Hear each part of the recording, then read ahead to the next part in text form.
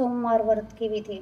सोमवार का व्रत साधारणतः दिन के तीसरे पहर तक होता है। व्रत में फलाहार या पारण का कोई खास नियम नहीं है, किंतु यह आवश्यक है कि दिन रात में केवल एक समय भोजन करें। सोमवार के व्रत में शिव जी पार्वती का पूजन करना चाहिए।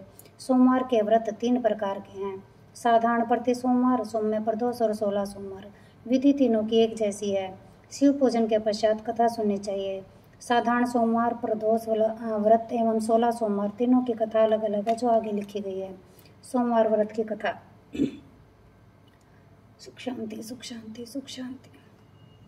एक बहुत धनवान साहूकार था, जिसके घर धन आदि किसी प्रकार की कोई कमी नहीं थी, परंतु उसको एक दुख था कि उसके कोई पुत्र नहीं था। वह इसी चिंता में दिन रात रहता था और पुत्र की कामना के लिए प्रति सोमवार को शिव जी का व्रत और पूजन किया करता था तथा सायंकाल को शिव मंदिर में जाकर शिव जी के श्री विग्रह के सामने दीपक जलाया करता था।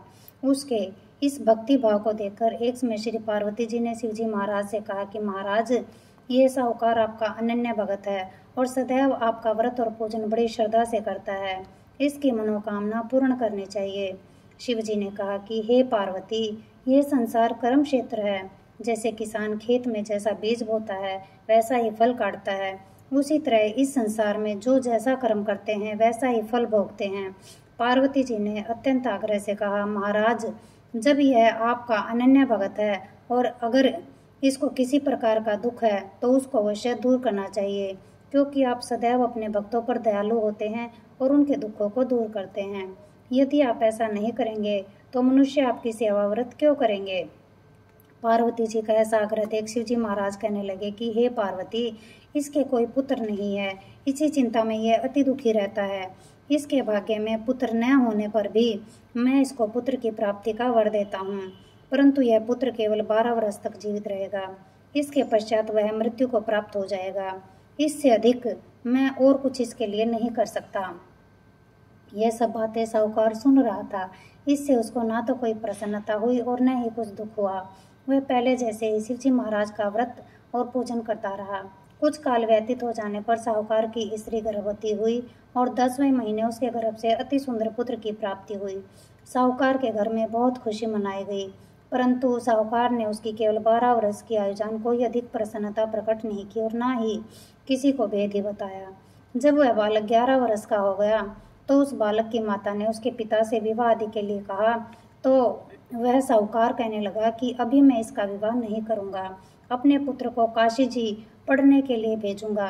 फिर साहूकार ने अपने साले अर्थात बालक के मामा को बुलाकर बहुत सा धन देकर कहा, तुम इस बालक को काशी जी पढ़ने के लिए ले जाओ और रास्ते में जिस स्थान पर भी जाओ यज्ञ करते और ब्राह्मणों को भोजन कराते जाओ।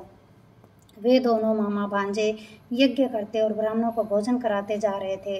रास्ते में उनको एक शहर पड़ा। उस शहर में राजा की कन्या का विवाह था और दूसरे राजा का लड़का जो विवाह कराने के लिए बारात लेकर आया था वह एक आंख से काना था। उसके पिता को इस बात की बड़ी चिंता थी कि कहीं वर को देख कन्या के माता पिता विवाह में किसी प्रकार की अड़चन पैदा न कर दे। इस कारण जब उसने अति सुंदर सेठ के लड़के को देखा तो मन में विचार किया कि क्यों न दरवाजे के समय इस लड़के से वर का काम चलाया जाए। ऐसा विचार कर वर के पिता ने उस लड़के और मामा से बात की तो वे राजी हो गए। फिर उस लड़के को वर के कपड़े पहना तथा घोड़े पर चढ़ा दरवाजे पर ले गए और सब कार्य प्रसन्नता से पूर्ण हो गया। फिर वर के पिता ने सोचा कि यदि विवाह कार्य भी इसी लड़के से करा लिया जाए तो क्या बुराई है। ऐसा विचार कर लड़के और उसके मामा से कहा, यदि आप फेरों के और कन्यादान के काम को भी करा दे तो आपकी बड़ी कृपा होगी और मैं इसके बदले में आपको बहुत सा धन दूंगा। तो उन्होंने स्वीकार कर लिया और विवाह कार्य भी बहुत अच्छी तरह से संपन्न हो गया। परंतु जिस समय लड़का जाने लगा तो उसने राजकुमारी की चुंदड़ी के पल्ले पर लिख दिया कि तेरा विवाह तो मेरे साथ हुआ है, परंतु जिस राजकुमार के साथ तुमको भेजेंगे वह एक आंख से काना है और मैं काशी जी पढ़ने के लिए जा रहा हूँ। लड़के के जाने के पश्चात उस राजकुमारी ने जब अपनी चुंदड़ी पर ऐसा लिखा पाया तो उसने राजकुमार के साथ जाने से मना कर दिया और कहा कि यह मेरा पति नहीं है, मेरा विवाह इसके साथ नहीं हुआ है, वह तो काशी जी पढ़ने गया है। राजकुमारी के माता पिता ने अपनी कन्या को विदा नहीं किया और बारात वापस चली गई। उधर सेठ का लड़का और उसका मामा काशी जी पहुंच गए। वहां जाकर उन्होंने यज्ञ करना और लड़के ने पढ़ना शुरू कर दिया। जब लड़के की आयु 12 साल की हो गई उस दिन उन्होंने यज्ञ रचा रखा था कि लड़के ने अपने मामा से कहा, मामा जी आज मेरी तबीयत कुछ ठीक नहीं है। मामा ने कहा, अंदर जाकर सो जाओ। लड़का अंदर जाकर सो गया और थोड़ी देर में उसके प्राण निकल गए। जब उसके मामा ने आकर देखा तो वह मुर्दा पड़ा है तो उसको बड़ा दुख हुआ और उसने सोचा कि अगर मैं भी से रोना पीटना मचा दूंगा तो यज्ञ का कार्य अधूरा रह जाएगा। अतः उसने जल्दी से यज्ञ का कार्य समाप्त कर ब्राह्मणों के जाने के बाद रोना पीटना आरंभ कर दिया। संयोगवश उसी समय शिव पार्वती जी उधर से जा रहे थे। जब उन्होंने जोर जोर से रोने की आवाज़ सुनी तो पार्वती जी कहने लगी कि महाराज, कोई दुखिया रो रहा है, इसके कष्ट को दूर कीजिए। जब शिव पार्वती ने पास जाकर देखा तो वहाँ एक लड़का मुर्दा पड़ा था। पार्वती जी कहने लगी कि महाराज, यह तो उसी सेठ का लड़का है जो आपके वरदान से हुआ था। शिव जी कहने लगे, हे पार्वती, इसकी आयु इतनी थी सो यह भोग चुका। तब पार्वती जी ने कहा कि महाराज, इस बालक को और आयु दो, नहीं तो इसके माता पिता तड़प तड़प कर मर जाएंगे। पार्वती जी के बार बार आग्रह करने पर शिव जी ने उसको जीवन वरदान दे दिया और शिव जी महाराज की कृपा से लड़का जीवित हो गया। शिव पार्वती कैलाश चले गए। तब वह लड़का और उसका मामा उसी प्रकार यज्ञ करते और ब्राह्मणों को भोजन कराते अपने घर की ओर चल पड़े। रास्ते में वे उसी शहर में आए जहाँ उसका विवाह हुआ था। वहाँ पर आकर उन्होंने यज्ञ आरंभ कर दिया तो उस लड़के के ससुर ने उसको पहचान लिया और अपने महल में ले जाकर उसकी बड़ी खातिर की। साथ ही बहुत दास दासियों सहित आदरपूर्वक लड़के और जमाई को विदा किया। जब वे अपने शहर के निकट आए तो मामा ने कहा, मैं पहले तुम्हारे घर जाकर खबर कराता हूँ।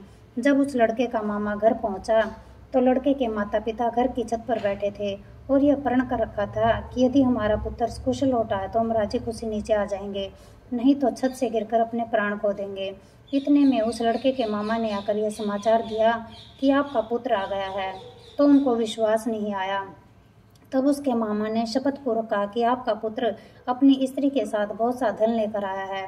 तो सेठ ने आनंद के साथ उसका स्वागत किया और बड़ी प्रसन्नता के साथ रहने लगा। इसी प्रकार से जो कोई भी सोमवार के व्रत को धारण करता है अथवा इस कथा को पढ़ता और सुनता है, उसकी समस्त मनोकामनाएं पूर्ण होती है।